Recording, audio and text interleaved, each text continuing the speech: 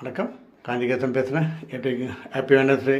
இன்றைக்கி பிறந்தநாள் வாழ்த்துக்கள் சொல்லிக்கிறேன். பிறந்த எல்லாருக்கும் திருமண வாழ்த்துக்கள் சொல்லிக்கிறேன். வேலை கிடைக்கணும்.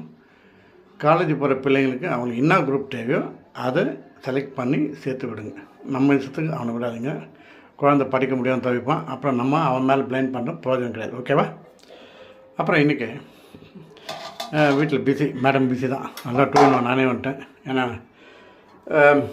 வேலையாக இருக்காங்க.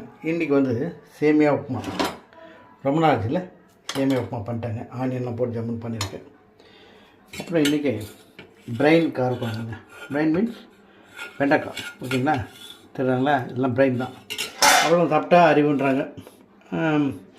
அதே மாதிரி பொட்டேட்டோ அண்டு மீல் மேக்கர், இதெல்லாம் மீல் மேக்கர் ஃப்ரை நல்லாயிருக்கும். எக், அவ்வளோதான் இன்றைக்கி. ஓகேங்களா?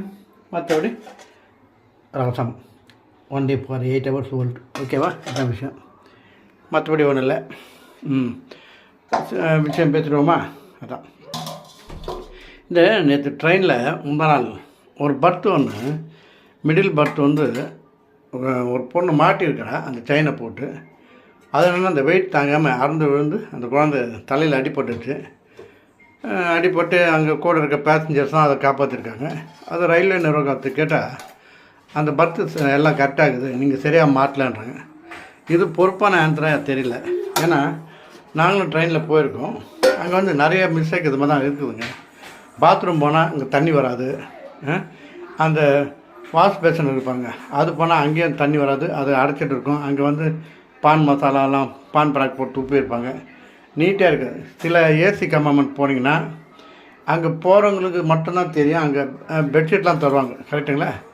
2 ஒயிட் பெட்ஷீட் தருவாங்க. ஒன்று நம்ம பெட்டு மேலே போகிறதுக்கு, இன்னொன்று நம்ம மேலே போத்துக்கிறதுக்கு.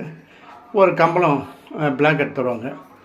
இதை தருவாங்கன்னா ஒவ்வொருத்தரும் கூப்பிட்டு தரணும், அதுதான் முறை. ஆனால் அப்படி கிடையாது.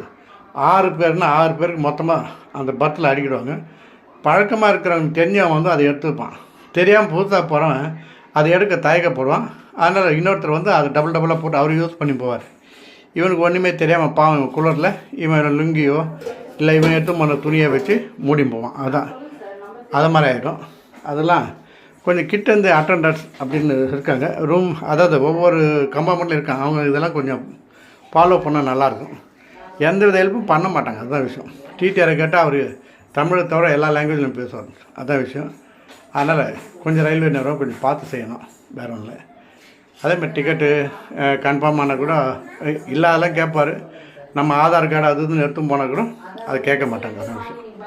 ஓகே, சப்ஸ்கிரைப் பண்ணுங்கள்.